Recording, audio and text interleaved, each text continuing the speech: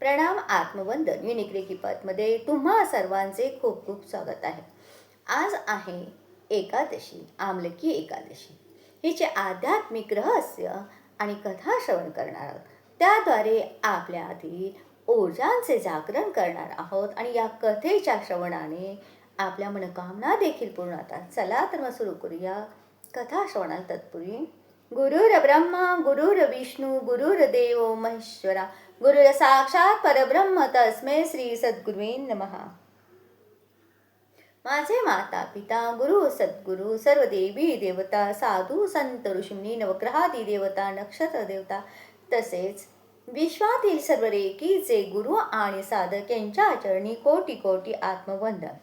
पहा, आज आहे फाल्गुन शुक्ल पक्षातील पवित्र अशी आमलकी एकादशी. तिची पौराणिक कथा आपण श्रवण करणार आहोत. एकदा युधिष्ठिर यांनी भगवान श्रीकृष्णांना विचारले, हे प्रभू, मला फाल्गुन मास शुक्ल पक्षाची एकादशीचे महात्म्य कृपा करून सांगावे. भगवान श्रीकृष्ण म्हणाले, धर्मनंदन, फाल्गुन मासमधील शुक्ल पक्षाच्या एकादशीला आमलकी एकादशी असे म्हणतात. या व्रताद्वारे परमपवित्र विष्णुलोकाची प्राप्ती होते.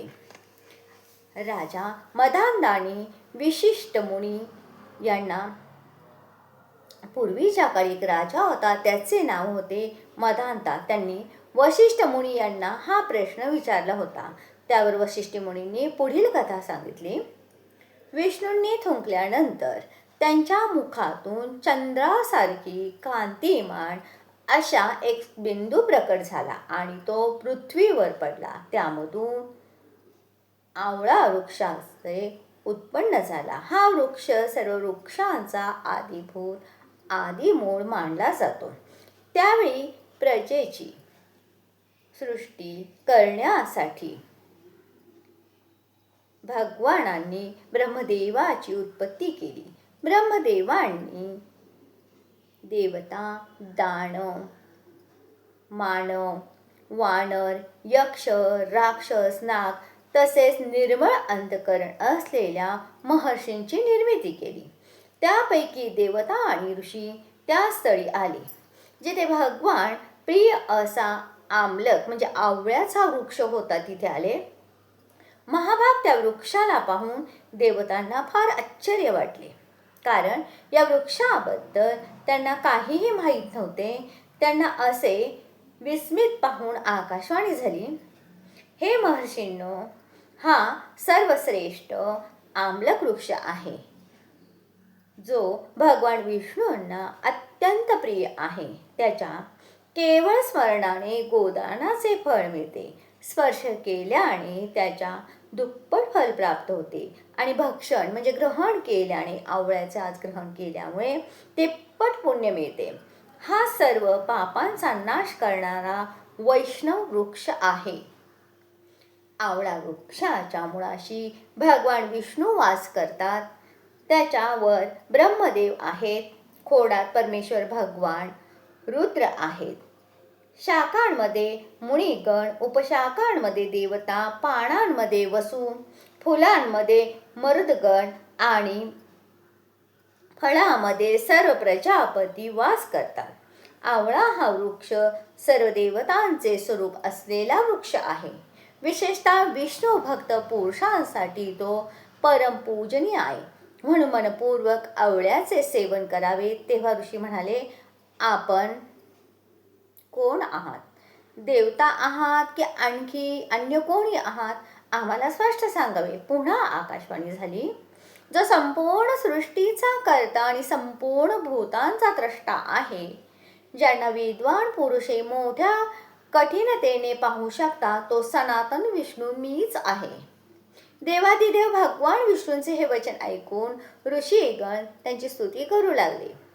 त्यावर भगवान श्रीहरी प्रसन्न झाले आणि म्हणाले, हे महर्षींनो, तुम्हाला कोणते अविष्ट वरदान देऊ? ऋषी म्हणाले, भगवान, आपण प्रसन्न असाल तर आमच्या हितासाठी असे एखादे व्रत सांगावे, जे स्वर्ग आणि मोक्षरूपी फल देणारे आहे. श्रीहरी विष्णू म्हणाले, हे महर्षींनो, तुम्ही फाल्गुन मासात शुक्ल पक्षात पुष्य नक्षत्रने युक्त एकादशीचे महान पुण्य देणारी, पापनाशन करून सहस्र गोदानाचे फल प्राप्त करून देणारी एकादशी आमलकीचे व्रत करा. रात्री जागरण करून आवळा वृक्षाचे पूजन करा. 108 प्रदक्षिणा कराव्यात. आमलकी एकादशी आपल्याला वृक्षपूजनाचा संदेश देते. प्रकृती हीच परमेश्वराची मूर्ती आहे. तसंच या दृष्टीत म्हणजे आमलकी एकादशीशी संबंधित अजून एक कथा आहे. आमलकी एकादशीची विशेष कथा ब्रह्मांड पुराणामध्ये याचे वर्णन आहे की या दिवशी आवळा वृक्षाची पूजा केली जाते आणि भगवान विष्णूचे आराधन केले जाते. आमलकी वृक्ष जो केवळ आरोग्यासाठी नाही तर आध्यात्मिक उन्नतीसाठी देखील पवित्र मानला जातो. प्राचीन काळी वैदिशा नावाचे एक सुंदर नगर होते. त्या नगरात चित्ररथ नावाचा धर्मपारायण राजा राज्य करत होता. संपूर्ण प्रजा विष्णुभक्त होती. फाल्गुन शुक्ल एकादशीच्या दिवशी सर्व नगरवासी एकत्र येऊन आवळा वृक्षाखाली भगवान विष्णूची पूजा करत. त्या दिवशी शिकारही त्या नगरात आला. त्या दिवशी त्या शिकाऱ्याला कोणतीही शिकार प्राप्त झाली नाही. तो दिवसभर भटकत राहिला. पण नगरात चाललेली पूजा पाहून तोही शांतपणे त्या आवळा वृक्षाखाली बसला. त्याने न उपवासा संकल्प केला ना पूजा केली, पण तो संपूर्ण रात्र जागरण आणि भगवंताच्या नामस्मरणात राहिला. त्या लोकांबरोबर त्यांनी जागरण आणि नामस्मरण केलं. उपास केला नाही, पण त्याला काही खायला न मिळाल्यामुळे उपास घडला. त्या एकादशीच्या पुण्यामुळे त्याच्या पुढच्या जन्मी राजा म्हणून जन्म झाला. आपल्याला या कथेतून हे कळते की एकादशीचे व्रत जाणीवपूर्वक असो व अनावधाने त्याचे पुण्य अमोल असते. आवळा वृक्षात विष्णूचे दिव्य तेज वास करत असते. आवळा वृक्षाला धात्री असेही म्हणतात, म्हणजेच पालन पोषण करणारी माता. आवळा वृक्षात ब्रह्मा, विष्णू आणि महेश यांचा वास असतो. या वृक्षाखाली केलेले जप तप हजारपट फळ देते आणि आजच्या दिवशी केलेले तर त्याहून अनंत गुण तिला फल प्राप्त होते. जी काही मनोकामना असेल तीही संकल्पयुक्त आपण पूजन केले तर नक्कीच पूर्ण होते. आवळा हे अमृततुल्य फळ आहे. शरीर शुद्धी आणि आत्मशुद्धी दोन्ही करते. जसा आवळा आपल्या शरीरातील दोष काढतो तसे एकादशी मनातील दोष काढते. आपल्या मनातील आपल्या विचारांना शुद्ध करण्यासाठी आजचा दिवस पहा. मन आणि इंद्रिय संयमन. उपवास म्हणजेच केवळ अन्नत्याग नाही तर नकारात्मक ऊर्जेचा, विचारांचा त्याग. शिकाऱ्याने फक्त संतांच्या सहवासात बसून मोक्ष मार्ग मिळवला. सत्संग हीच खरी आध्यात्मिक उन्नतीची गुरुकिल्ली आहे. आमलकी एकादशी आपल्याला वृक्षपूजनेचा संदेश देते.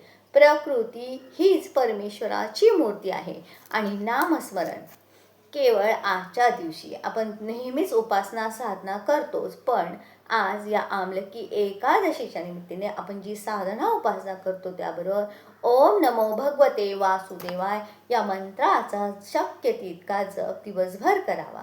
आणि उपवास म्हणजेच आपली वर उठणारी वासना म्हणजे सतत येणारे नामस्मरण, जळीसरी पाषाणी भगवंताचे स्मरण, आपल्या मुखावरती सतत नामस्मरण, नेत्रांनी श्री विष्णूंचे दर्शन, कानांनी उत्तमाचे श्रवण, हाताने उत्तमाचे करणे आणि आपली पावले ही सतत देवाच्या द्वारी जाणारी, देवाचे पूजन, तीर्थ, प्रसाद हे ग्रहण करणारे होते.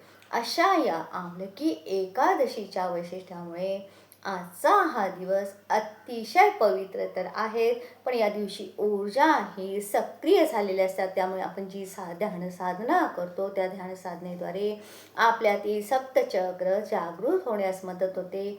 आपला ओरा, आपल्यातील आत्मविश्वास शुद्ध होतो आणि स्वतःभोवती संरक्षण कवच देखील निर्माण होते. आजच्या दिवशी अनाहत चक्रावर ध्यान साधना केली जाते.